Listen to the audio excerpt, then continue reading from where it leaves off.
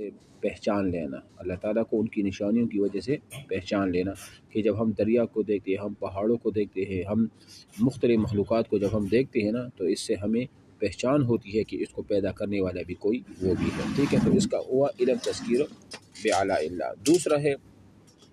دوسری نمبر پر ہے وہ ہے علم تذکیر بایام اللہ۔ علم تذکیر بایام اللہ کا مطلب کیا ہے؟ علم تذکیر بایام اللہ کا مطلب یہ ہوتا ہے کہ اگر آپ سے سوال کیا جائے کہ علم تذکیر بایام اللہ سے مراد کیا ہے، تو علم تذکیر بایام اللہ سے مراد یہ ہے کہ جو پچھلی قوم جو گزری ہے نا، صفحہ نمبر 45 پر آپ دیکھیں، پچھلی قوم جیسے عاد کا قوم تھا، سمود تھا، فرعون تھا، شعیب علیہ السلام کی قوم تھی، صالح علیہ السلام کی قوم تھی، ان پر جو اللہ کی طرف سے عذاب آئی، تو ان قوموں کا ذکر اللہ تعالیٰ نے جو کیا ہے نا قرآن مجید کے اندر، صرف نصیحت کی ہے کہ دیکھو آپ بھی اگر اپنے اعمال کو ٹھیک نہیں کرو گے تو آپ کے ساتھ بھی یہ ہو سکتا ہے، آپ کے ساتھ بھی یہ عذاب یا تو دنیا میں یا آخرت میں اس عذاب آپ کو یہ ہو سکتا ہے۔ تو علم تذکیر بایام اللہ سے مراد یہ ہے کہ جو قرآن میں واقعات وغیرہ اس طرح کی بیان ہوئی ہیں، اس میں نصیحت ہوتی ہے ہم لوگوں کے لیے۔ اور میں نے آپ کو بتا دیا جیسے نوح علیہ السلام کا قوم تھا، ہود علیہ السلام کا قوم کا قصہ ہے، صالح علیہ السلام کی قوم کا قصہ ہے، شعیب علیہ السلام کی قوم کا قصہ ہے، لوط علیہ السلام کی قوم کا قصہ ہے، موسیٰ اور فرعون کا قصہ ہے، داؤد علیہ السلام، سلیمان علیہ السلام کا قصہ ہے، عیسیٰ علیہ السلام کا عجیب و غریب جو قصے وغیرہ ہیں، یہ ساری اس میں وہ آ جاتی ہے۔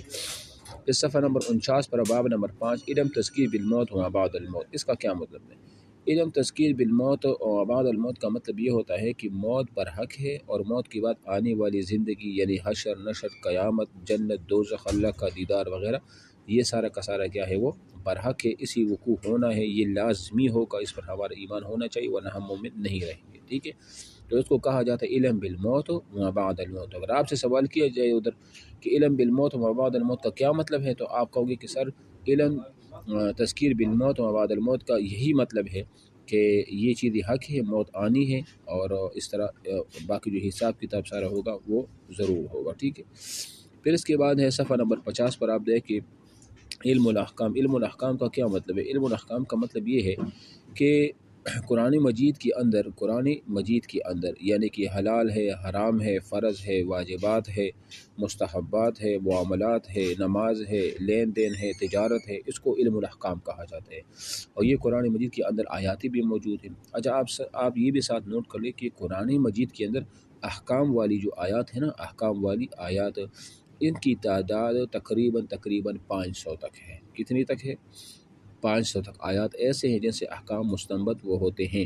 تو علم الاحکام کا مطلب یہ ہوا، اگر آپ سے پوچھا جائے کہ علم الاحکام کا مطلب کیا ہے، تو علم الاحکام کا مطلب یہ ہے کہ قرآن مجید کے جو حلال حرام کا ذکر ہے، معاملات ہے، عبادات ہے، وغیرہ وغیرہ، ان کا ذکر جو ہے، ان کی تفصیلات وغیرہ، ان کو علم الاحکام کہا جاتا ہے، اور یہ فقہا کا کام ہے۔ یہ کس کا کام ہے؟ فقہا کا کام ہے کہ وہ مسائل نکالے اور مسائل پر وہ بحث کرے، ٹھیک ہے۔ یہ ہو گیا۔ باقی جو علم الاحکام سے متعلق 500 آیات تھی، باقی تقریباً قرآن مجید کی 6666 آیات جو ہے نا، یہ تقریباً کئی اس میں وہ تقسیم ہے۔ مثال کے طور پر اس میں قصص کی آیات 1000 ہے، آیات وعدہ 1000 ہے، آیات وعید 1000 ہے، اور آیات امر 1000 ہے، آیات نہیں وہ بھی 1000 ہے، اور اس طرح آیات متفرقہ وہ 66 ہے، آیات تحریم 250، اور آیات تحلیل 250۔ تو یہ تقریباً 6666 آیات انہی میں منحصر ہے، جیسے میں نے آپ کو وہ بتا دیا، ٹھیک ہے۔ تو یہ آپ کا آج ہو گیا علم تذکیر بآلاء اللہ، علم تذکیر بایام اللہ، علم الاحکام، اور علم المناظرہ، علم مخاصمہ، اور علم بالموت و بعد الموت، یہ سارا کا سارا آپ کا آج کا وہ مکمل وہ ہو گیا، ٹھیک ہے۔ اور میں نے ساروں کا آپ کو خلاصہ مختصر الفاظ میں بتا دیا، آپ انہی اسکرین ریکارڈنگ سے اسی خلاصے کو پھر آپ نوٹ بھی کر لیں۔ باب نمبر 7 کل انشاءاللہ پڑھیں گے، صفحہ نمبر 53 پر قرآن فہمی کی مشکلات اور ان کا حل۔ یعنی ہمیں جو قرآن فہمی میں جو ہمیں مشکلات آ جاتی ہے نا، ہمیں معنی سمجھ نہیں آتا، ہم اس کا مفہوم سمجھ نہیں آتا کہ ہم اس کا کیا معنی لیں گے، تو ان مشکلات کی جو اسباب ہیں نا، امام شاہ اللہ نے ان اسباب کے ریزن جو اسباب ہیں وہ بتائی ہیں کہ ان کا ریزن کیا ہے کہ ہمیں ایک آیت کا مفہوم، ایک آیت کا مطلب ہمیں کیوں سمجھ نہیں آتا، تو کیوں کا جواب امام شاہ اللہ نے بیان کیا ہے کہ یہ کیوں کا جواب وہ یہ ہے اور اس کا حل یہ ہے۔ تو یہ انشاءاللہ صفحہ نمبر 53 پر قرآن فہمی میں دشواری کے اسباب کو یہاں سے وہ کل پڑھیں. ٹھیک ہے. اوکے.